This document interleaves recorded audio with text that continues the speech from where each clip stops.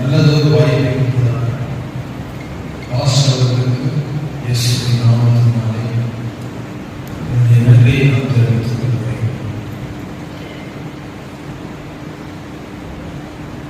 Advent திருச்சபையிலே இப்போதுதான் முதல் முறையாக நான் செய்து கொள்கிறேன். CSI சபையிலே பேசுகிறேன்.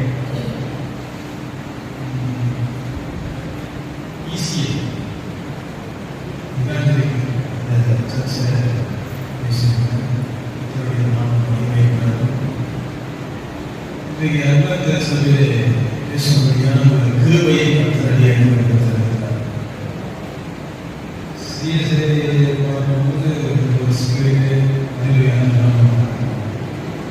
போன மாதத்தை ஈஸி போகுது இந்த ரெவரண்டை கேட்டேன். சர்ச்சி எப்படி மெசேஜ் எப்படி வசனம் அலேரியா மட்டும் தான் சொல்லுவோம். மற்றபடி டன்ஸு வாங்கின்னு தெரியல. அது ஒரு கட்டுப்பாடு கூட தான் சர்ச்சைக்கு போய் பிரசங்கம் பண்ணிக்கணும். இப்போ இந்த அட்வென்ட் திருச்சபைக்கு வரும்போது கூட அப்படி கொஞ்சம் யோசனை தான் வந்தாங்க. எப்படி ப்ரீச் பண்ணுறது, எப்படி பிரசங்கம் பண்ணுறது, அவங்களுடைய ஆர்டர் ஆஃப் சர்வீஸ் உங்களுக்கு தெரியாது அப்படின்னு சொல்லிட்டு ஒரு எண்ணத்தோட சந்தேகத்தோட நான் வந்திருந்தேன். முதல்ல அப்படிதான் வந்தேன். இந்த லெவல் ஐயா நிறைய பாசம் பேசுறேன்.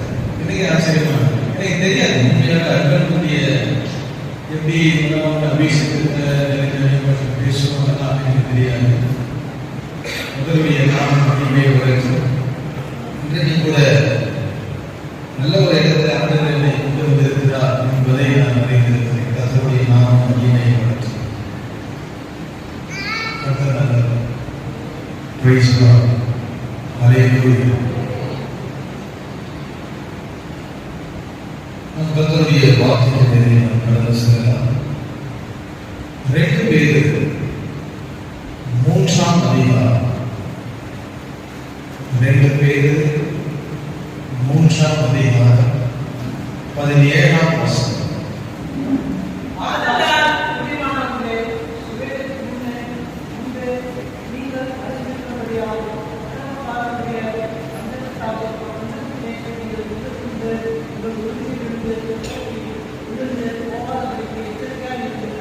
கர்த்தருடைய நாமம்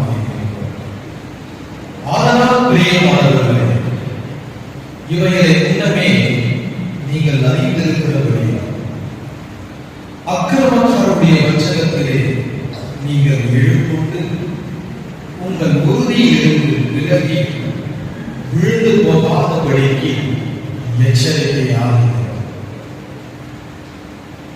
உறுதியிலிருந்து விலகி விழுந்து போகாதபடிக்கு எச்சரிக்கையாக இருக்க வேண்டும் என்று சொல்லி அப்போஸ்தலனாகிய பேதுரு தன்னுடைய 2ஆம் நிருபத்திலே இப்படியாக எழுதுகிறார். கர்த்தருடைய நாமம் மகிமை பெறட்டும். வசனத்தின் மூலமாய் தேவன் நம்முடைய பேசும்படியால் நம்மோடு இடைபடும்படியால் நாம் கர்த்தரை பார்த்து நாம் வேண்டிக்கிறோம். எங்களை நேசிக்கிற கிருபையுள்ள பரலோகத்தினால் வாசிக்கப்பட்ட வசன பகுதிக்காய் நன்றி செலுத்துகிறோம். வசனத்திலிருந்து கர்த்தர் எங்களோடு பேசுகிறார், இடைபடுகிறார். எங்களுக்கு வேண்டிய ஆலோசனைகளை கர்த்தர் தந்துள்ளார். எல்லா பணிகளையும் கர்த்தர் நிர்மூலமாக்கி கொள்கிறார். இந்த நாமம் மட்டுமே மகிமை. இயேசுவின் நாமத்தில் பிதாவே. ஆமென். இன்றைய செய்தியுடைய தலைப்பு உறுதியுள்ள கிறிஸ்தவ ஜீவியம், உறுதியுள்ள கிறிஸ்தவ வாழ்க்கை என்கிற தலைப்பின் கீழாக இன்றைக்கு கர்த்தருடைய வார்த்தையை நாம் கவனிக்கும் போது சிந்திக்கும். இந்த வசனத்திலே பேதுரு எழுதுகிறார், உங்கள் உறுதியிலிருந்து விலகி விழுந்து போகாதபடிக்கு எச்சரிக்கையாக. அங்கு எழுதப்பட்டிருக்கிறது, அக்கிரமக்காரருடைய வஞ்சகத்திலே எழுப்புண்டு. அக்கிரமக்காரருடைய வஞ்சகத்திலே நீங்கள் எழுப்புண்டு உங்கள் உறுதியிலிருந்து விழுந்து போகாதபடிக்கு எச்சரிக்கை. அப்ப அக்கிரமக்காரருடைய வஞ்சகம் என்று எழுதுகிறார்கள். இந்த அக்கிரமக்காரருடைய வஞ்சகம் என்றால் என்ன? அது எதை காண்பிக்கிறது? அதற்கு மேலே இருக்கிற 13 வசனத்தை வாசித்து பார்க்கும் பொழுது எல்லா நிருபங்களிலும் இவைகளை குறித்து பேசியிருக்கிறார். அவர் சொன்னவைகள் சில காரியங்கள் அறிகிறதற்கு அரிதாக இருக்கிறது. யாரை குறித்து எழுதுகிறார்? பவுலை குறித்து எழுதுகிறார். சொல்லிவிட்டு அவர் சொல்லுகிறார், கல்லாதவர்கள், உறுதி இல்லாதவர்கள், வேத வாக்கியங்களை புரட்டுகிறது போல தங்களுக்கு கேடு வளர்த்தக்கதாக இவைகளை புரட்டுகிறார்கள். கர்த்தருடைய நாமம் மகிமைப்படும். வேதத்தை கல்லாதவர்கள், வசனத்திலே உறுதி இல்லாதவர்கள், வேத வாக்கியங்களை புரட்டுகிறவர்கள், தங்களுக்கு மட்டும் கேடு வரத்தக்கதாக அல்ல, மற்றவர்களுக்கும் கேடு வரத்தக்கதாக வேத வாக்கியங்களை புரட்டுகிறவர்கள். இதைதான் பேர் எழுதும்போது எழுதுகிறார், இது ஒரு அக்கிரமக்காரருடைய வஞ்சகம். கர்த்தருடைய நாமம் மகிமைப்படும். இந்த வஞ்சிக்கிற அந்த ஆவியானது இன்னைக்கு அதிசீக்கிரத்திலே அதிவிரைவாக செயல்பட்டுக் கொண்டிருக்கிறது. இந்த வஞ்சிக்கிற ஆவி, அக்கிரமக்காரனுடைய இந்த வஞ்சகமும் இந்த வஞ்சிக்கிற ஆவியும் இந்த கடைசி காலத்திலே எதிர் மூலமாய் அது கிரியை செய்கிறது என்றால், இங்கு எழுதப்பட்டிருக்கிற வசனத்தின் படியாக, வசனத்தின் மூலமாக கர்த்தருடைய நாமம் மகிமைப்படும். வேத வாக்கியங்களை போதிக்கிறதன் மூலமாக கர்த்தருடைய நாமம் மகிமைப்படுவதால், ஒரு பக்கம் பரிசுத்த ஆவியானவர் தமது வசனத்தின் மூலமாக, வசனத்தின் மூலமாக, ஊழியக்காரர் மூலமாக வசனத்தை கொண்டு ஆவியானவர் கிரியை செய்து கொண்டிருக்கிறார். மறுபக்கத்திலே பார்க்கும்போது இந்த சர்வத்தின் ஆவி என்று சொல்லுகிற இந்த வஞ்சிக்கிற ஆவியானது இது ஒரு பக்கத்திலே உபதேசத்தின் மூலமாக, பிரசங்கத்தின் மூலமாக இந்த வஞ்சகத்தின் ஆவியும் கிரியை செய்து கொண்டிருக்கிறது. எனவேதான் இங்கே எழுதுகிறார், அந்த அக்கிரமக்காரருடைய வஞ்சகத்திலே நீங்கள் இழுப்புண்டு, நீங்கள் சிக்குண்டு, இப்போது இருக்கிற ஒரு உறுதியிலிருந்து விலகி விழுந்து போகாதபடிக்கு கவனமாக இருங்கள், எச்சரிக்கையாக இருங்கள் என்று சொல்லி இந்த அப்போஸ்தலர் மூலமாக பரிசுத்த ஆவியானவர் நம்முடைய பேசுவாராக. அல்லேலூயா. உறுதியுள்ள ஒரு கிறிஸ்தவ வாழ்க்கை. எவைகளே நாம் உறுதியுள்ளவர்களாக இருக்க வேண்டும் என்று சொல்லி இன்றைக்கு நாம் கவனிக்க போகிறோம். ஒரு தலைமை மட்டும் இன்றைக்கு நாம் சிந்திக்கலாம். அதே 2 பேருக்கு இருப்பது முதல் அதிகாரம் 10ஆம் வசனத்தை நீங்கள் வாசித்து பார்க்கும் பொழுது, ஆகையால் சகோதரரே, உங்கள் அழைப்பையும் தெரிந்து கொள்ளுதலையும் உறுதியாக்கும்படி ஜாக்கிரதையாக இருங்கள். இவைகளை செய்தால் நீங்கள் ஒரு காலம் இடறி விழுவதில்லை. ஆகையால் சகோதரரே, உங்கள் அழைப்பையும் தெரிந்து கொள்ளுதலையும் உறுதியாக்கும்படி ஜாக்கிரதையாக இருங்கள். இவைகளை செய்தால் நீங்கள் ஒரு காலம் இடறி விழுவதில்லை. நீங்கள் அழைப்பையும் காலை அழைப்பை மட்டும் இன்றைக்கு பார்க்கலாம். அந்த அழைப்பிலே நீங்கள் உறுதி உள்ளவர்களாக இருக்க வேண்டும். எதற்காக நீங்கள் அழைக்கப்பட்டிருக்கிறீர்களோ அந்த அழைப்பிலே உறுதி உள்ளவர்களாக இருக்க வேண்டும். அழைப்பிலே உறுதி. அக்கிரமக்காரருடைய வஞ்சகத்திலே நீங்கள் எழுப்புண்டு இந்த அழைப்பிலே உறுதியாக இருக்கிறீர்களே, இந்த உறுதியிலிருந்து நீங்கள் விலகி விழுந்து போகாதபடிக்கு கவனமாயிருங்கள். தேவனாகிய கர்த்தர் உங்கள் அனைவரையும் அழைத்திருக்கிறார். நீங்கள் தேவனால் அழைக்கப்பட்ட ஜனங்களாக இருக்கிறீர்கள். நான் தேவனால் அழைக்கப்பட்டவர்கள் என்று சொல்லுகிறவர்கள் கரத்தை வைத்து அலேலூயா சொல்லுவார். அல்லேலூயா. கர்த்தருடைய நாமம் மகிமைப்படும். இன்றைக்கு இங்கே தேவ சமூகத்திலே நீங்கள் கடந்து வந்திருக்கிறீர்களா? ஏதோ யதார்த்தமாக வரவில்லை. நீங்கள் தேவனால் அழைக்கப்பட்டிருக்கிறபடியினாலே தேவ பிரசன்னத்திலே, தேவ சமூகத்திலே இப்பொழுது நீங்கள்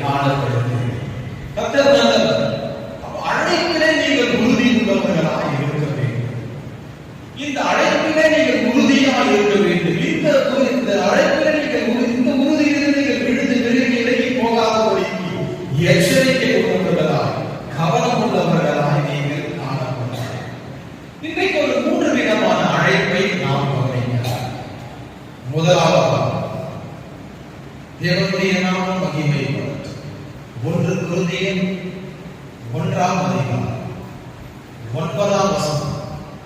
1 கொரிந்தியர் 1:9 வாசித்து பார்க்கும்போது, தம்முடைய குமாரனும் நம்முடைய கர்த்தருமாய் இருக்கிற இயேசு கிறிஸ்துவுடனே ஐக்கியமாய் இருப்பதற்கு உங்களை அழைத்த தேவன் உண்மையுள்ளவர். கர்த்தர் தம்முடைய குமாரனுடைய கர்த்தருமாய் இருக்கிற இயேசு கிறிஸ்துவுடனே ஐக்கியமாய் இருப்பதற்கு அழைத்தது. அழைப்பிலே உறுதியாய் நீங்கள் இருக்க வேண்டும். அந்த உறுதியிலிருந்து விலகி விழுந்து போகாதபடிக்கு நீங்கள் எச்சரிக்க கவனமாக இருக்க வேண்டும். என்ன அழைப்பு என்றால், இயேசுவோடு கூட ஐக்கியமாய் இருப்பதற்கு நீங்கள் தேவனால் அழைக்கப்பட்டிருக்கிற அழைப்பு இருக்கிறது பாருங்க. அந்த அழைப்பில் தான் நீங்கள் உறுதியாக இருக்க வேண்டும். இந்த அழைப்பிலிருந்து நீங்கள் ஒரு காலம் விலகி விழுந்து போகாதபடிக்கு நீங்கள் எச்சரிக்கையாக இருக்க வேண்டும். இந்த அழைப்பில் நீங்கள் உறுதி உள்ளவர்களாக இருக்க வேண்டும்.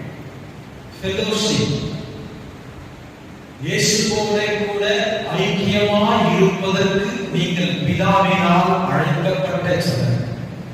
கர்த்தருடைய நாமம் மகிமைப்பட்டது. ஐக்கியம் என்பது வேறு, அன்பு என்பது வேறு.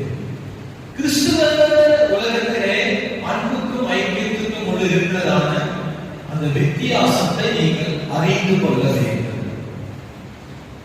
வேதத்தில் எழுதியிருக்கிறபடி, நாம் பாவிகளாய் இருக்கையில் கிறிஸ்து நமக்காக மரித்ததினாலே தேவன் நம்மை வைத்த நமது அன்பை விலகப்படினால் வெளிப்படுத்தி காண்பிக்கும். அந்த மனுக்குலமே பாவத்தில் இருக்கும் பொழுது பரலோகத்தில் இருக்கிற பரிசுத்தம் உள்ள தேவன் இந்த மனுக்குலத்தோட ஐக்கியத்தை வைத்துக் கொள்ள முடியாது. மாறாக நமது குமாரனாகிய இயேசுவின் மரணத்தின் மூலமாக அன்பை மட்டுமே வெளிப்படுத்தி காண்பித்தார். காரணம், அவர் பரிசுத்தமே உருவானது. எனவே நாம் ரட்சிக்கப்பட்ட கர்த்தருடைய பிள்ளைகளும் கூட தேவனை அறியாத ஜனங்களோடு அன்பாய் இருக்கலாமே தவிர ஐக்கியமா ஒருபோதும் இருக்கவே கூடாது. நீங்க பேசலாம், எப்படி இருக்கிறீங்க, நல்லா இருக்கிறீங்களா, சாப்பிட்டீங்களா, விசாரிக்கலாம், பேசலாம், அன்பா இருக்க. ஆனா ஐக்கியமா இருக்கக்கூடாது. ஒரு சில தேவனுடைய பிள்ளைகளாம் பார்க்கும்போது எப்பொழுதும் அவங்களோட அந்யோன்யமா இருப்பாங்க. எங்க பார்த்தாலும் எப்போ பார்த்தாலும் அவங்களதான் போவாங்க, அவங்களதான் பேசுவாங்க, அவங்களதான் சாப்பிடுவாங்க. இதெல்லாம் தேவனுடைய பிள்ளைகள் தவிர்க்க வேண்டியதாக இருக்கு. நீங்க ஐக்கியமாய் இருக்கவே கூடாது. அன்பாய் இருக்கலாம், ஐக்கியமாய் இருக்கவே கூடாது. கர்த்தருடைய நாமம் மகிமையை பெறட்டும். பரிசுத்த வேதாகமத்திலே ஒரு அருமையான ஒரு வசனம் உண்டு. யோவான் எழுதின சுவிசேஷம் 15ஆம் அதிகாரத்தை நீங்கள் திருப்பிக் கொள்ளும்போது, அந்த 15ஆம் அதிகாரத்தில் இருக்கிறதான 5ஆம் வசனத்தை நீங்கள் வாசித்து பார்க்கும்போது, நானே திராட்சை செடி, நீங்கள் கொடிகள். ஒருவன் எண்ணிலும் நான் அவனிடம் நிலைத்திருந்தால் அவன் மிகுந்த கனிகளை கொடுப்பான். என்னை அல்லாமல் உங்களால் ஒன்றும் செய்ய கூடாது. நான் எப்படிப்பட்டவன் இருக்கிறேன்? நான் திராட்சை செடியாக இருக்கிறேன், நீங்கள் கொடிகளாக இருக்கிறீர்கள். ஒருவன் என்னிடம் நான் அவனிடம் நிலைத்திருந்தால், இந்த நிலைத்திருப்பது அதுதான் ஐக்கியப்பட்டிருப்பது. இயேசுவுக்குள் இயேசுவோடு ஐக்கியமாய் இருப்பது என்றால் abiding Jesus. இயேசுவுக்குள் நிலைத்திருப்பதுதான் இயேசுவோடு ஐக்கியமாய் இருப்பதாய் காண்பிக்கும்.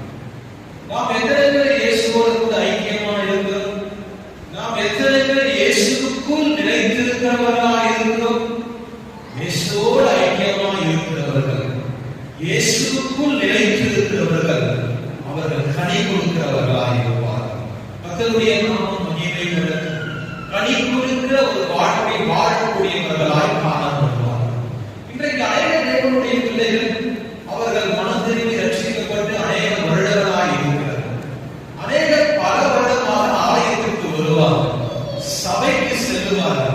ஆனால் அவர்கள் இன்னும் கனி கொடுக்காமலே இருப்பார்கள். பிரயோஜனமில்லாத ஒரு வாழ்க்கை.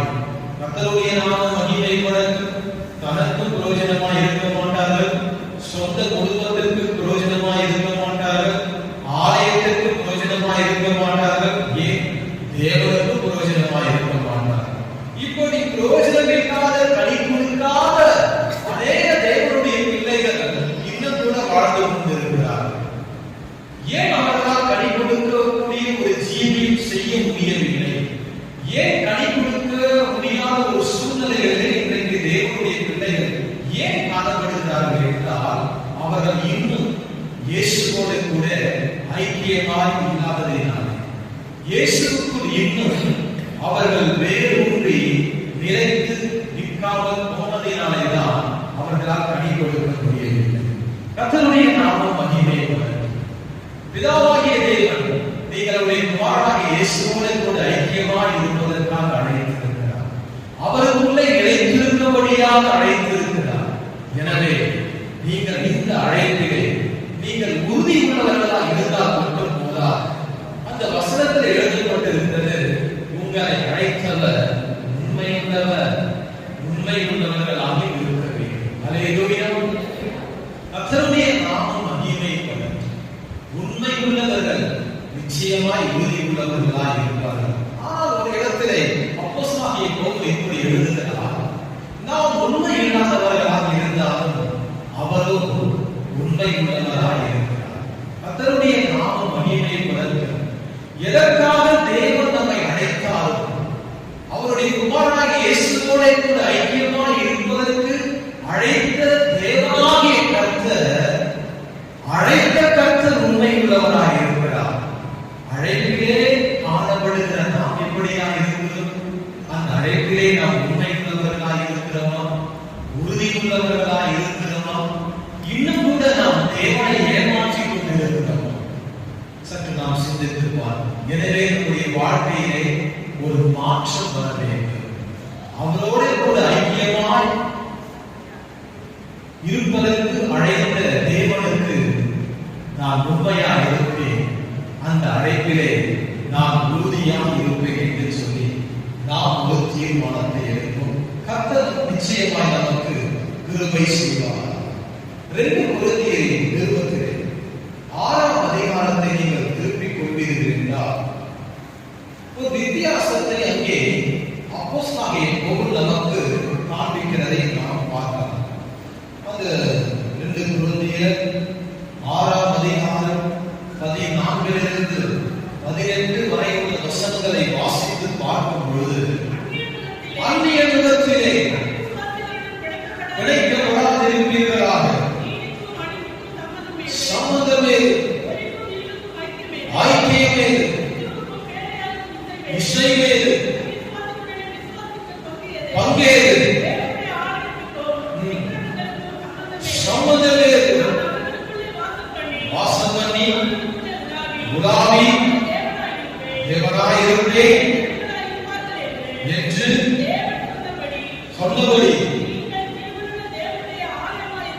இருக்கிறீர்களே, ஆனபடியால் நடுவிலிருந்து புறப்பட்டு போய்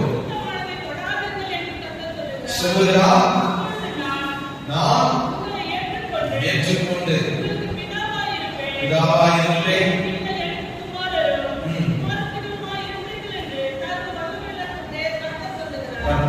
கர்த்தருடைய நாமம் மகிமைப்படட்டும். நீங்க அநேக வித்தியாசங்களை இங்கே பவுல் எழுதுகிறார். அவர் இந்த 14ஆம் வசனத்தில் ஆரம்பத்தில் எழுதும்போது, அந்நிய உலகத்திலே அவிசுவாசிகளுடன் பிணைக்கப்படாதிருப்பீர்கள் சொல்லி சொல்றாரு. நீதிக்கும் அநீதிக்கும் சம்மதம் வேறு. நீதி மனிதி ஒன்றாயிருக்கும், நிச்சயமாக ஒன்றாக. நீதி வேறு, அநீதி. கர்த்தருடைய நாமம் மகிமைப்படட்டும். ஒளிக்கும் இருளுக்கும் ஐக்கியம் வேறு. ஒளியும் இருளும் ரெண்டும் ஒன்றாகிவிடுமா? நிச்சயமாக இராது. ரெண்டுக்கும் வித்தியாசம். கர்த்தருடைய நாமம் மகிமைப்படட்டும். கிறிஸ்துவுக்கும் பேரியாருக்கும் இசை வேறு. கிறிஸ்துவும் பேரியார் பிசாசு ஒன்றா? இல்லை. ரெண்டுக்கும் வித்தியாசம். அடுத்ததாக 16 எழுதுகிறார், தேவனுடைய ஆலயத்துக்கு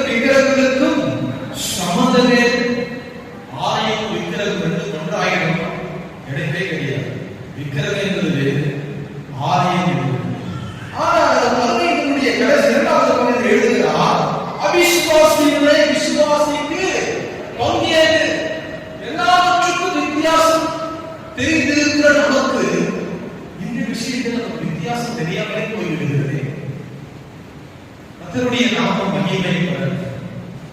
நீதிக்கும் அநீதிக்கும் வித்தியாசம் தெரிந்த நமக்கு, ஒளிக்கும் இருளுக்கும் வித்தியாசம் தெரிந்த நமக்கு, கிறிஸ்துவுக்கும் பேரியாருக்கும் வித்தியாசம் தெரிந்த நமக்கு, விக்கிரகங்களுக்கும் ஆலயத்துக்கும் வித்தியாசம் தெரிந்த நமக்கு, அவிசுவாசிக்கும் விசுவாசிக்கும் ஒரு டிஃபரண்ட் இருக்கிற வித்தியாசம் இருக்கிறது என்பதை இன்னும் நாம் அறியாமலே நாம் காணப்படுகிறோம். ஏனென்றால் பிசாசானவன் இந்த காரியங்களிலே நம்முடைய மனக்கண்களை குருடாக்கி இருக்கிறார். அனைவருடைய மனக்கண்கள் இன்னும் உள்ளான கண்கள், இருதய கண்கள் திறக்கப்படாமல் இருக்கிறவர்களாலே விசுவாசிக்கும் அவிசுவாசிக்கும் இருக்கிறதான வித்தியாசத்தை நாம் இன்னும் அறியாமல் உணராமலேயே காணப்படுகிறோம். கர்த்தருடைய நாமம் மகிமைப்படட்டும். இந்த 17ஆம் வசனத்திலே ஒரு வார்த்தையை இங்கே பவுல் பதிக்கிறார். ஆனபடியால் நீங்கள் அவர்கள் நடுவில் இருந்து புறப்பட்டு பிரிந்து போய் அசுத்தமானதை தொடாதீர்கள். புறப்பட்டு பிரிந்து, புறப்படுவது என்பது வேறு, பிரிந்து வருவது, பிரிந்து போவது என்பது வேறு. நீங்கள் விட்டதை ஒரு இடத்தை விட்டு புறப்பட்டு வந்திருக்கலாம். நான் பேசுறது புரியுது? ஹல்லேலூயா. கர்த்தருடைய நாமம் மகிமைப்படட்டும். ஒருவேளை உங்களுக்கு தெரிந்த சத்தியத்தை கூட நான் பேசலாம், தெரிந்த ஒரு பாயிண்ட தான் பேசுறேன்னு நினைக்கிறேன். அதனால நமக்கு தெரியாத ஒரு பேச போறாரு அப்படின்னு விசாரமா இருக்கிறாங்க. இதன் மூலமாய் ஆவியானவர் கூட இடைப்படுகிறார். புறப்பட்டு வருவதற்கும் பிரிந்து போவதற்கும் உள்ள வித்தியாசம். லிட்ரலி எழுத்தின்படியாக அந்த இடத்தை விட்டு நம்ம புறப்பட்டு வந்துட்டோம். அவங்கள பார்க்கல, அந்த இடத்துல போல, அந்த பாவத்தை செய்யல, அவங்களோட ஐக்கியம் பண்ணல. லிட்ரலி நம்ம என்ன பண்ணோம்? அந்த இடத்துல புறப்பட்டு வந்துட்டோம். ஆனா ஆவியின்படி இன்னும் நம்ம பிரிந்து வராமலே இருக்கிறோம். ரைசலா இப்படி இன்னும் சிந்திச்சா நம்ம பிரிந்து வராமலே இருக்கிறோம். இப்ப நம்ம ஆயத்தில் இருக்கும்போது நமக்குள்ள ஒரு எண்ணம் ஓடிட்டே இருக்கு பாருங்க. ஏதோ ஒரு சிந்த ஆராதனை முழுமையா, வார்த்தை கேட்கிறது முழுமையா, ஏதாவது ஏதோ மைண்ட டைவர்ட் ஆகுது. முடிஞ்ச உடனே சீக்கிரமா முடிஞ்சு நம்மள போய் பார்க்கணும், பேசணும். வீட்டுக்கு வந்து எப்படி வாரத்தை 7 நாள் 6 நாள் அந்த காரியத்துல செஞ்சுட்டே இருந்தோமே, இன்னைக்கு செய்யாம எவ்வாறு இருக்கிறோமே. இந்த ஆவியில நம்ம இன்னும் பிரிந்து வரல. ஆவியானவர் நம்மோட பேசுகிற ஒரு முக்கியமான விஷயம் என்னவென்றால், என் மகனே, என் மகனே, நீ எழுதின்படி அந்த இடத்தை விட்டு புறப்பட்டு வந்தன, இன்னும் ஆவியின்படி நீ பிரிந்து வராமல் இருக்கிற. நீ ஆவியின்படி பிரிந்து வர இன்றைக்கு உன்னை அர்ப்பணித்து விடு, உன்னை ஒப்பு கொடுத்து விடு. அந்த ஐக்கியம் உனக்கு வேண்டாம், அந்த உறவு உனக்கு வேண்டாம். அது உன்னை அழைத்து விடும், உன் வாழ்க்கையை சீர்குலைத்து விடும். அதிலிருந்து வெளியே வந்துவிடு என்று சொல்லி பரிசுத்த ஆவியானவர் நம்மோட பேசுகிறார். ஹல்லேலூயா. அவரோடு கூட ஐக்கியமாய் இருப்பதற்கு நாம் அழைக்கப்பட்டு இருக்கிறோமே. ஆமென். நாம் தேவனோடு கூட ஐக்கியமாய் இருக்கிறோம். ஒரு சிலர் சொல்வதை நான் கேட்டிருக்கிறேன். என்னுடைய அனுபவத்தில் ரட்சிக்கப்பட்ட ஒரு அனுபவத்தில் ஒரு 30 வருஷம் விசேஷம் வச்சுங்கன்னா, இந்த சின்ன எக்ஸ்பீரியன்ஸ்ல இந்த 30 வருஷ அனுபவத்துல அநேக சொல்லுவாங்க. நான் அவங்களாம் பேசுவேன், ஆலோசனை கொடுப்பேன். எல்லாம் பேசும்போது அவங்க சொல்லுவாங்க, அதெல்லாம் ஒண்ணு இல்லை பிரதர், அதெல்லாம் ஒண்ணு இல்லையா, நான் அவங்களோட பேசுவேன், ஊரை சுத்துவேன், அதை பண்ணுவேன், இதை பண்ணுவேன், எதை பண்ணாலும் என் வாழ்க்கையை அப்படியே நான் காத்துக் கொள்ளுவேன். எப்படி நான் சொல்றது புரியுது? நான் யாரோட கூட துன்மார்க்கமான வாழ்க்கை வாழ்ந்ததுன்னு பாருங்க, எல்லாரோட நான் பேசுவேன், ஊரை சுத்துவேன், எல்லா விஷயத்தையும் பண்ணுவேன். ஆனா என் வாழ்க்கையை மட்டும் நான் செப்பரேட் பண்ணிப்பேன்.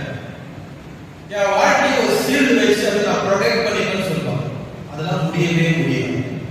நீங்கள் தேவனை அறியாத ஜனங்களோட ஐக்கியத்தை அதிகமாய் வைத்துக் கொள்வீர்கள் என்றால் என்ன நடக்கும் என்றால், உங்களை அறியாமலேயே நீங்கள் பெற்ற ரட்சிப்பை இழந்து விடுவீர்கள். உங்களை அறியாமலே நீங்கள் பெற்ற அபிஷேகத்தை இழந்து விடுவீர்கள். உங்களை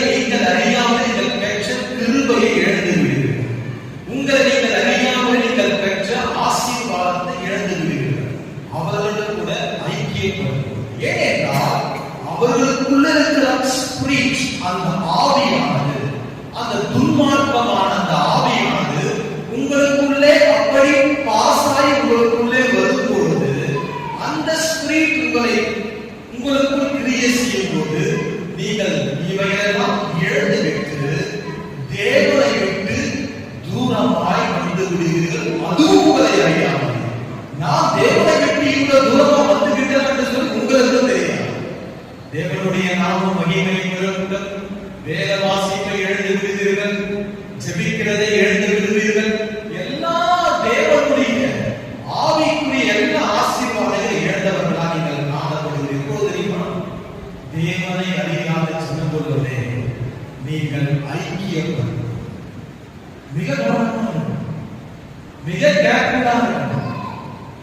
என்னுடைய சொந்த உறவினர்கள் ரட்சிக்கப்படாமல் இருக்கும் போது நான் அதிகமா அவங்களுக்கு கூட கனெக்ட் ஆகிறேன்.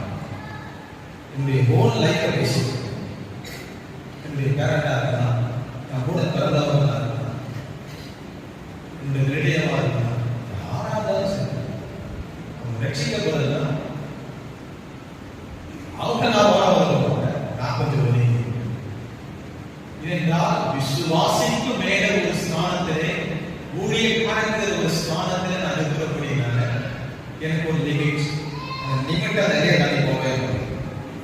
என்னுடைய வார்த்தை நான் பேசுற வார்த்தைகள் பேச மாட்டேன். ஆனா சொல்லுவாங்க, கேட்பாங்க, ஏன் நீ வரல, நீங்க வரல, ஏன் இதை பங்கு இல்லை, நீங்க குடும்பத்துல ஒரு பெரிய புத்தகரா இருக்கிறது வரலாம். நான் ப்ரேயர் பண்ணிக்கிறேன், நீங்க பாருங்க. அந்த நேரத்தில் எந்த வார்த்தை பேசணும் அதை மட்டும் பேசு. எந்தெந்த காரியத்துல நான் இன்வால்வ் ஆகணும் அதுல மட்டும் தான் நான் இன்வால்வ் ஆகணும். என் ஸ்பிரிட்ல ஒரு ஸ்ட்ரகிள் வரும். எனக்குள்ள ஒரு சமாதானம் இல்லாம ஒரு தடுமாற்றம் வரும்போது ஏதோ ஆவியானது அனுமதிக்கிறேன் என்பதை என்னுடைய ஆவியிலே நான் உணர்ந்து அப்படியே என்னை பார்த்துக் கொள்கிறேன். ஒரு சில காரியங்கள் ஸ்பிரிட் ஸ்ட்ரகிள் ஆகாம ஒரு சமாதானம், ஒரு டிவைன் பீஸ்ஃபுல், ஒரு தெய்வீக சமாதானம் இருக்குமா, நான் கண்டிப்பா இன்வால்வ் ஆகும். இப்படித்தான் என்னுடைய ஐக்கியத்தை குறித்து நான் எச்சரிக்கை உள்ளவனாக இருக்கிறேன். அல்லேலூயா. எனவே நீங்களும் கவனம் உள்ளவர்களாக இருக்கிறீர்கள். அவரோட கூட ஐக்கியமாய் இருக்கும்படிக்கு நீங்கள் அழைக்கப்பட்டிருக்கிறீர்கள். கர்த்தருடைய நாமம் மகிமை பெறட்டும். எனவேதான் 1 யோவானிலே அந்த நிருபத்திலே யோவான் எழுதுவார், எங்கள் ஐக்கியமானது பிதாவோடும் அவருடைய குமாரனாகிய இயேசு கிறிஸ்துவோடு இருப்பதாக என்று சொல்கிறார். அல்லேலூயா. உங்கள் ஐக்கியம் பிதாவோடும் அவருடைய குமாரனாகிய இயேசுவோடு இருக்கிறது. பரிசுத்த ஆவியானவரோடு உங்கள் ஐக்கியம் காணப்பட வேண்டும். உங்களுக்கு கொடுத்த சபையின் மெய்ப்பனோடு உங்கள் ஐக்கியம் காணப்பட வேண்டும். உங்களோடு இருக்கிற நல்ல ஆவிக்குரிய நல்ல ஜனங்களோட விசுவாசிகளோட கூட உங்கள் ஐக்கியம் காணப்பட வேண்டும். உங்கள் ஐக்கியத்தை குறித்து கவனம் கொள்ளவர்களாக இருக்கிறீர்கள். நீங்கள் ஐக்கியமாக இருக்கும்படிக்கு நீங்கள் தேவனால் அழைக்கப்பட்டிருக்கிறீர்கள். இதிலே நீங்கள் உறுதி உள்ளவர்களாக இருக்கிறீர்கள். இந்த உறுதியிலிருந்து நீங்கள் விலகி விழுந்து போகாதபடிக்கு கவனமாக இருக்கும். இது கடைசி காலமாக இருக்கிறபடினாலே அநேகதான நூதனமான உபதேசங்கள், போதகங்கள் இன்றைக்கு காணப்படுகிறபடினாலே கவனமாக இருக்கிறது. கர்த்தர் உங்களை ஆசீர்வதிப்பார். இரண்டாவதாக அழைப்பு, second call, first of all fellowship. ஐக்கியமாக இருக்கும்படி நீங்கள் தேவனால் அழைக்கப்பட்டிருக்கிறீர்கள்.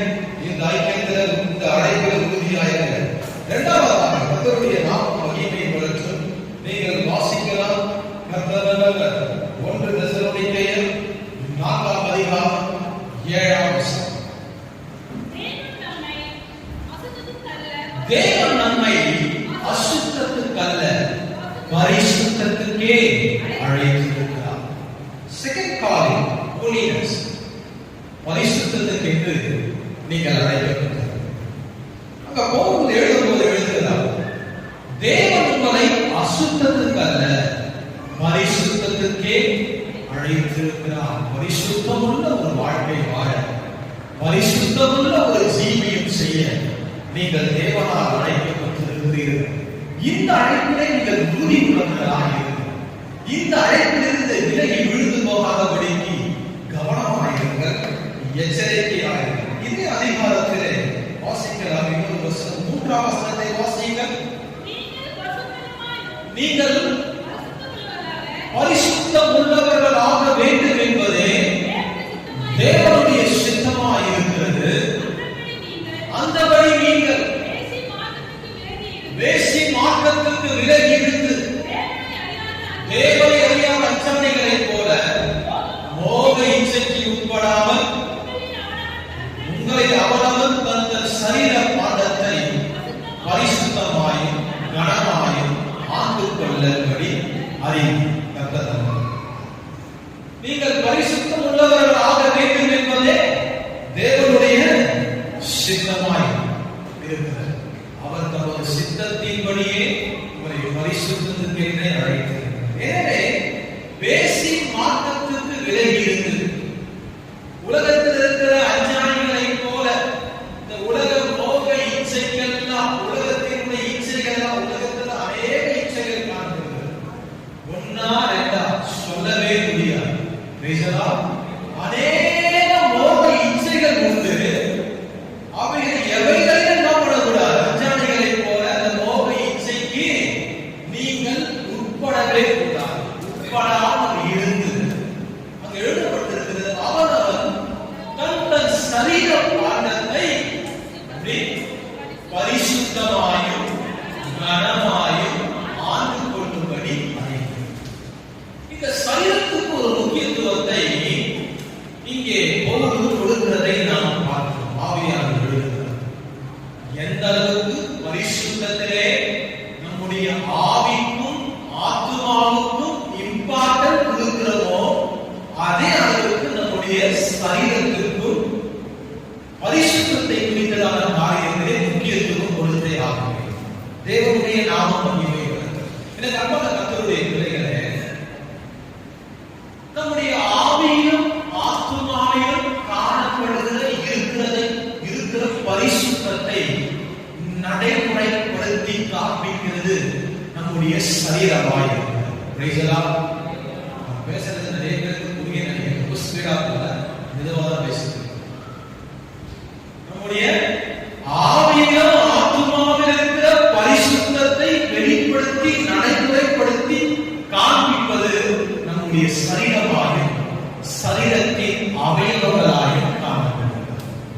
எனவே சொல்கிறேன், ஆவிக்கும் ஆத்துமாவுக்கும் பரிசுத்தத்திலே எந்த அளவுக்கு நாம் முக்கியத்துவம் கொடுக்கிறோமோ அதே அளவுக்கு சரீரத்திற்கும் நாம் முக்கியத்துவம் கொடுத்தே ஆகும். ரோமன்ஸ் 12:1 12 வாசிக்கலாம். அங்க பால் ஒரு அருமையான ஒரு எக்ஸ்டென்ட் பாடி வாசிங்க. இப்படி அப்படி இருக்க சகோதரனே, நீங்கள் உங்களை சரீரங்களை பரிசுத்தமும் தேவனுக்கு பிரியமான ஜீவ பலியாக ஒப்புக் கொடுக்க வேண்டும் என்று தேவனுடைய இரக்கங்களை முன்னிட்டு உங்களை வேண்டிக் கொள்கிறேன். இதுவே நீங்கள் செய்யத்தக்க புத்தியுள்ள ஆராதனை. ஆராதனை புத்தியுள்ள ஆராதனை எது தெரியுங்களா? நம்முடைய சரீரங்களை பரிசுத்தமும் ஜீவ பலியாக தேவ சமூகத்திலே அர்ப்பணிப்பது, ஒப்புக் கொடுப்பது. எனக்கு அன்பான கர்த்தருடைய பிள்ளைகளே, அப்ப சரீரத்துக்கு வேண்டிய ஒரு முக்கியத்துவம் அங்கேயும் இந்த தெசலோனிக்கேயரில் எழுதப்பட்ட வசனத்தின்படியாக உங்கள் சரீரங்களை பரிசுத்தமாயும் கனமாயும் ஆண்டு கொள்ள அறிந்து. அப்ப நம்ம சரீரத்தை எப்படி வச்சுக்கணும்? பரிசுத்தமா வைத்துக் கொள்ள வேண்டும். நம்முடைய சரீரத்தை கனமாய் வைத்துக் கொள்ள வேண்டும். நம்ம சரீரத்துக்கு கொடுக்க வேண்டிய மதிப்பையும் மரியாதையும் நாம் கொடுத்தே ஆக வேண்டும்.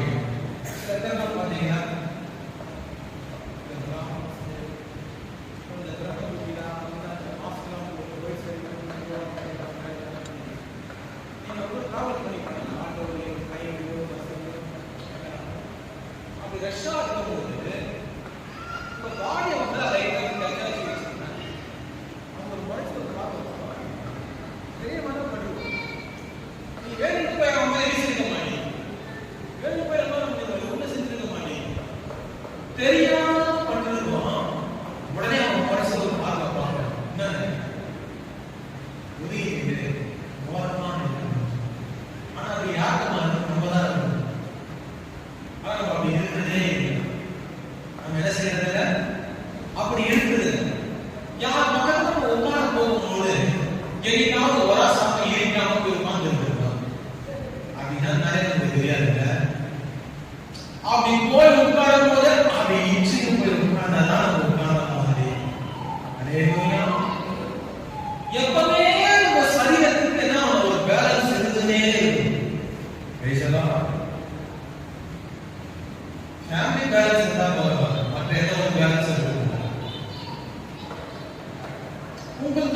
சரீரத்துக்கு கொடுக்க வேண்டிய மதிப்பு மரியாதையை நாம் இன்னும் கொடுக்க நம்ம கற்றுக்கொள்ளவே இல்லை.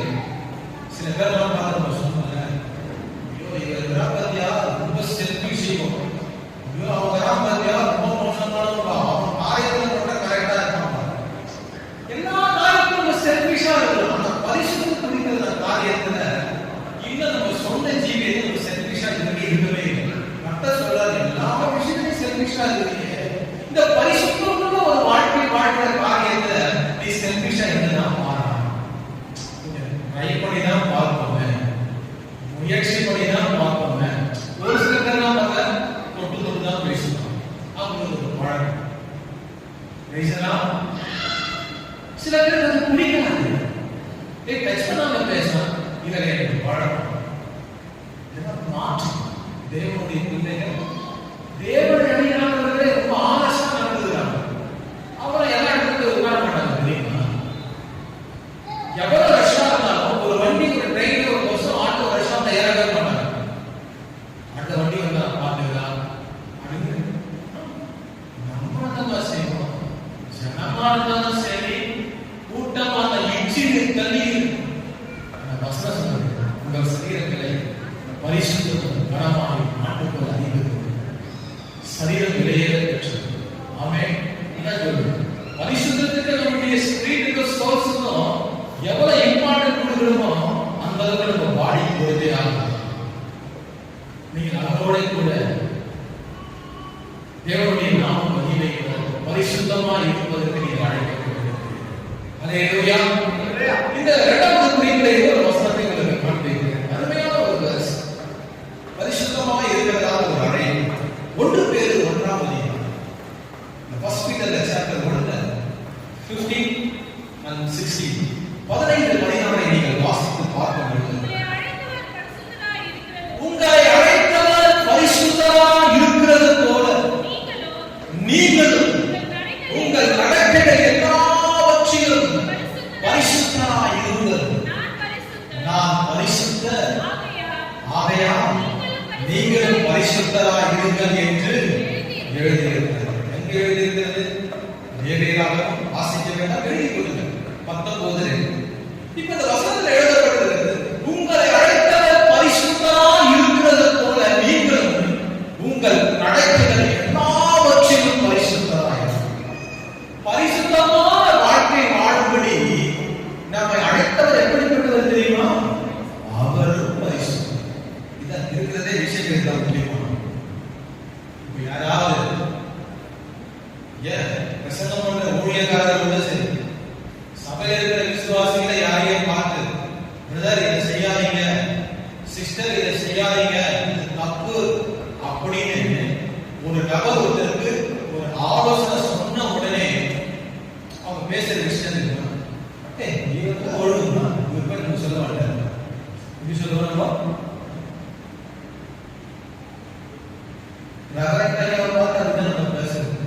சர்ச்சில் பேசுறதோ இல்லையோ, போகும்போதே பேசுறது, வீட்டில் போய் சொல்லுவோம் அவர் பெரிய ஒழுங்கு, அவர் தான் நம்ம சொல்ல மாட்டாங்க. இப்ப நாங்க யாராவது உங்களுக்கு இதை தப்பு, இதை செய்யாதீங்க அப்படின்னு சொல்லலீங்கன்னா சொல்ல வரீங்க, உடனே என்ன பண்ணுவீங்க? பதில் கரெக்டா வச்சுருவீங்க. நம்ம பதிலோட தான் இதில் வந்து மாட்டோம். இதில் வந்து மாட்டோம்னா விசுவாசி நீங்க எல்லாம் எங்க வந்து உட்கார்ந்துருக்கீங்கன்னா பதிலோட வாழ்க்கை. ஆமா, ரெவரண்ட் ஐயா என்ன சொல்லுவாரு, அதுக்கு என்ன நம்ம ரிப்பீட் அடிக்கிறது. ஆமா, கமெண்ட் கொடுக்கறதுக்கு இன்னைக்கு அநேக விசுவாசி கமெண்ட் கொடுத்துட்டே இருக்கோம், எதையும் அக்செப்ட் பண்ணிக்கிட்டதே இல்லை. இப்படி செய்யாதீங்க, கொஞ்சம் ஆரம்பிங்க, இப்படி சீக்கிரமா வாங்க, வீடு பேசுறீங்க மாதிரி அப்படின்னு பேசுறத. அப்படி தேவனுடைய காரியத்துல பேசுறதுல நீங்க யோசிக்கிறது முடியும். அதான் உங்களுக்கு சொல்றேன். உங்களை அழைத்தவர் பரிசுத்தராய் இருக்கிறது போல உங்களை பரிசுத்தமாய் வாழ்வதற்கு அழைத்தாரே, அவரும் பரிசுத்தர். அவர் பரிசுத்தமே உருவானவர். எனவே ஒரு மனுஷனை பார்த்து பேசுறீங்க பார்த்தீங்களா, கேள்வி ரிப்பீட் கொடுக்குறீங்க பார்த்தீங்களா, அது மேல அது போல ரிப்பீட் கொடுக்குறது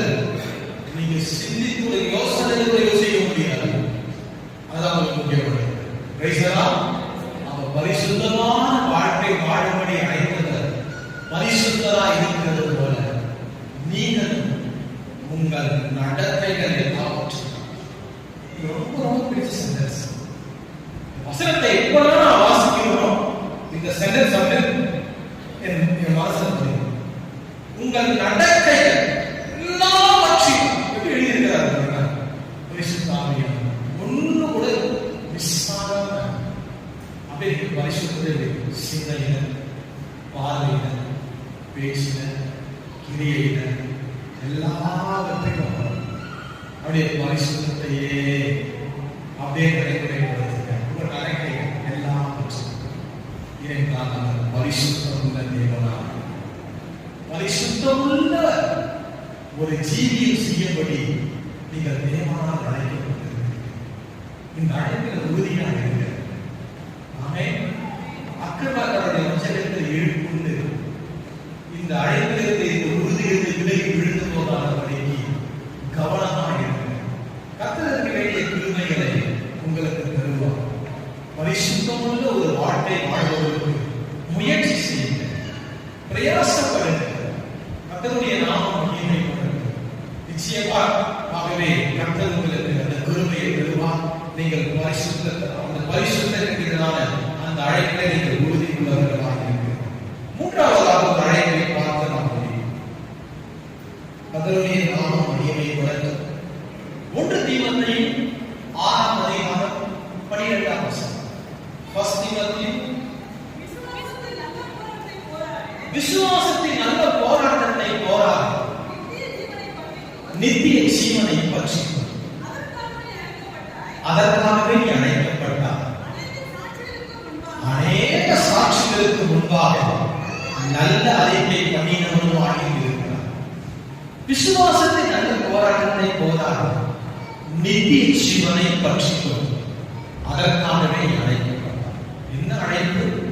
நித்திய ஜீவனை பற்றி கொள்ளுகிற ஒரு அழைப்பு. இன்டர்னல் லைஃப், நித்திய ஜீவனை குறித்ததான ஒரு காரியம் அழைப்பு. அப்போ நித்திய ஜீவனை பற்றி கொள்ளும்படியாய் நாம் அழைக்கப்பட்டிருக்கிறோம்.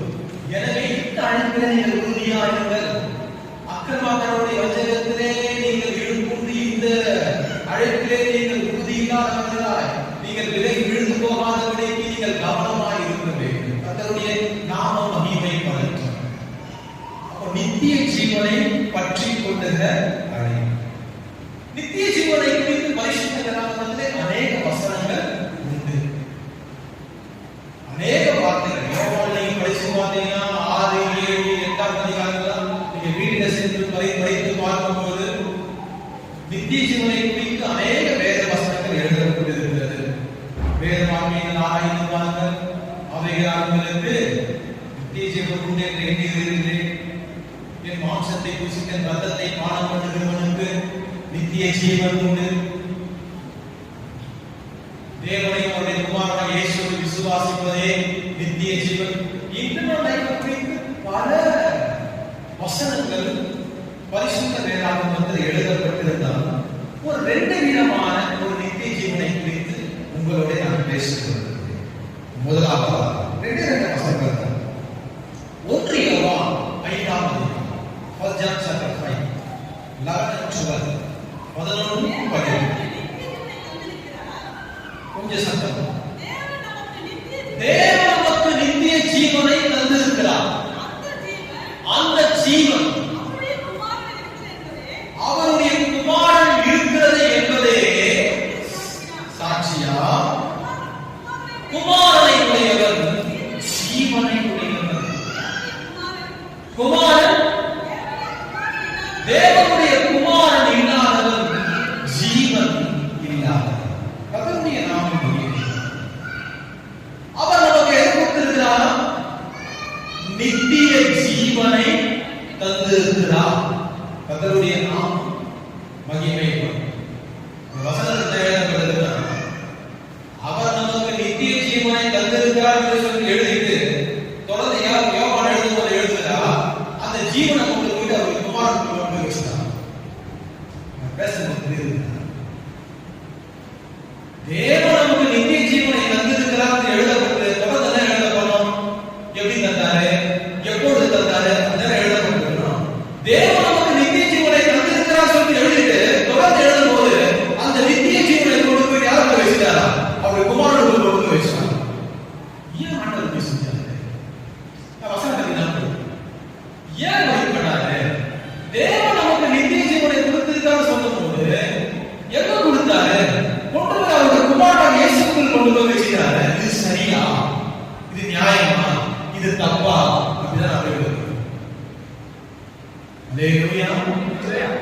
பிதாவாகிய தேவனானவர் தம்முடைய குமாரனாகிய இயேசுவுக்கு அவர் கொடுத்திருக்கிற அதிகாரம் கனமும் ஒரு வித்தியாசப்பட்ட நிலையிலே இருப்பதை காணும். அல்லேலூயா. எப்பவுமே பிதாவானவர் இந்த மனுக்குலத்திற்கு ஒன்றை தர வேண்டும் என்றால் அதை டைரக்டா கொடுக்க மாட்டாரு, இன்டைரக்டா அவர் குமாரன் மூலமா தான் கொடுப்பார். அதான் மனித கொள்ள வேண்டிய ஒரு சத்தியம். இந்த பேசும்போது ஒரு வசனம் ஞாபகம் வருது. ரோமர் வழியில இந்த ரோமர்ல ஒரு வேர்ஸ் எழுதப்பட்டிருக்கு. நம்முடைய சொந்த குமாரன் என்று பாராமல் நமக்காக அவரையே தந்தறிந்தவர் அவரோட கூட மற்ற எல்லாவற்றையும் அருளாக இருப்பது எப்படி? நமக்காக அவருக்கு இருக்கிற ஒரே ஒரு செல்ல பிள்ளையா, ஒரே ஒரு செல்ல, அவரோடு நேசிக்கிற ஒரு பிரியமான குமாரனையே நமக்காக கொடுத்துட்டாருன்னா அவர் மூலமா எல்லாவற்றையும் கொடுப்பது மிகவும் ஈஸி. அதே சொல்லி பைபிள் எழுதுறாங்க. அப்போ அவரையே நமக்கு கொடுக்கும் பொழுது அவரை கொண்டு நமக்கு எண்ணத்தை கொடுத்தார் என்றால் இன்டர்னல் லைஃப், நித்திய ஜீவனை கொடுக்கிறார். அந்த நித்திய ஜீவனை கொண்டு போயிட்டு அவருக்குள்ள வச்சிருக்கார். ஆனால் நெக்ஸ்ட் வெர்ஸ் 12ல எழுதப்பட்டிருக்கிறது, குமாரனை உடையவன் நித்திய ஜீவனை உடையவன். குமாரன் இல்லாதவன், இயேசுவை இல்லாதவன், அவனுக்குள் அந்த இன்டர்னல் லைஃப் கிடையவே கிடையாது. தேவனுடைய பிள்ளைகளாக இருக்கிறோம். நம்ம ஞானஸ்நானம் எடுத்திருக்கோம், நம்ம அபிஷேகத்தை பெற்றிருக்கோம், நம்ம கர்த்தருடைய பந்தியில பங்கெடுக்கிறோம், தேவனுடைய ஆலயத்துக்கு தொடர்ந்து வந்திருந்தாலும் கூட இன்றைக்கு இப்போது குமாரன் இயேசு எனக்குள் இருக்கிறாரா? எனக்குள் இயேசு இருந்தால் நான் நித்திய ஜீவனை உடையவனாய் இருக்கும். எனக்குள்ள இயேசு இல்லைன்னா அந்த இன்டர்னல் லைஃபை உடையதான். இன்றைக்கு எத்தனை பேருக்குள்ள இயேசு இருக்கிறார்? அதான் முக்கியம். எனக்குள்ள இயேசு இருக்கிறார் என்று சொல்லி என்னால் தைரியமாய் சொல்ல முடியுமா? அப்படி நான் சொல்வேனானா, என்னால் சொல்ல முடியும் என்றால் நான் நித்திய ஜீவனை உடைய ஒரு தேவனுடைய பிள்ளையாக இருக்கிறேன். இன்டர்னல் லைஃப், அதற்காக தேவனால் அழைக்கப்பட்டிருக்கிறேன். இயேசு உங்களுக்குள் இருக்கும் பொழுது நீங்கள் நித்திய ஜீவனை உடையவர்களாக நீங்கள் நித்திய ஜீவனை பற்றி கொள்ளும்படி நீங்கள் அழைக்கப்பட்டிருக்கிறீர்கள். அந்த நித்திய ஜீவனை எப்படி பற்றி கொள்ள முடியும்? எப்படி ரிசீவ் பண்ணிக்க முடியும்? கிறிஸ்து உங்களுக்குள் இருக்கும் போது நீங்கள் நித்திய ஜீவனை உடையவர்களாக இருப்பீர்கள். அந்த நித்திய ஜீவனையும் காத்துக் கொள்ளக்கூடியவர்களாக இருக்கிறீர்கள். இரண்டாவதாக நித்திய ஜீவன், இது இந்த மூன்றாவது குறிப்பு. இரண்டாவது குறிப்பை பார்ப்போம். மத்திய எழுதின சுவிசேஷம் 9ஆம் அதிகாரம் 19ஆம் அதிகாரம் 19ஆம் அதிகாரம் 16 17 19 16 இல்ல மத்தேயு 19 16 17. அப்பொழுது ஒருவர் வந்து அவரை நோக்கி நல்ல போதகரே, நித்திய ஜீவனை அடைவதற்கு என்று கேட்டார். அதற்கு அவர், நீர் என்னை நல்லவன் என்று சொல்வானே, தேவன் ஒருவரை தவிர நல்லவன் ஒருவனும் இல்லையே. ஜீவனை பிரவேசிக்க விரும்பினார் கற்பனைகளை கைக்கொள். கர்த்தருடைய மொத்தமா இயேசுவிற்கு வந்து கேட்கிறார், நல்ல போதகரே, நித்திய ஜீவனை அடைவதற்கு நான் என்ன செய்யணும்? உடனே இயேசு சொல்றார், நீ நல்லது சொல்றதுனால நித்திய ஜீவன். அடுத்த வசனம், நீ ஜீவனில் பிரவேசிக்க விரும்பினார். ஜீவனில் பிரவேசம் அப்படி என்றால் நித்திய ஜீவன் என்பது பரலோகத்தை காண்பிக்கிறது. இன்டர்னல் லைஃப் என்றால் ஹெவன்லி, பரலோகம் ஒரு நித்திய ஜீவனாய் இருக்கிறது. அப்போ நித்திய ஜீவனாகிய அந்த பரலோகத்துக்குள் பிரவேசிக்க வேண்டும் என்றால் கற்பனைகளை நாம் கைக்கொள்ள வேண்டும். அல்லேலூயா. பழைய ஏற்பாட்டில் இருக்கிற 10 கட்டளைகளை இயேசு 2 கட்டளையாய் மாற்றியிருக்கிறார். ஒன்று, பிதாவாகிய தேவனிடத்தில் முழு இதயத்திலும் முழு ஆத்மாவிலும் முழு பலத்திலும் முழு சிந்தையோடும் அன்பு கூறுவாயாக. இது ஒப்பனையாக இருக்கிற 2ஆம் கற்பனை. உன்னை நீ அன்பு கூறுவது போல பிறையையும் அன்பு கூறுவாயாக. இந்த 2 கற்பனைகளையும் 10 கற்பனைகளுக்குள்ளே காணப்படுகிறது. எனவே ஒரு 3 விதமான அழைப்பு, உறுதியுள்ள கிறிஸ்தவ ஜீவியத்திலே அழைப்பிலே உறுதியாக இருக்க வேண்டும். முதலாவது அழைப்பு ஐக்கியம், 2வது அழைப்பு பரிசுத்தம், 3வது அழைப்பு நித்திய ஜீவன். கர்த்தர் உங்களை ஆசீர்வதிப்பாராக. நேரத்தை பாஸ்டர்களுக்கு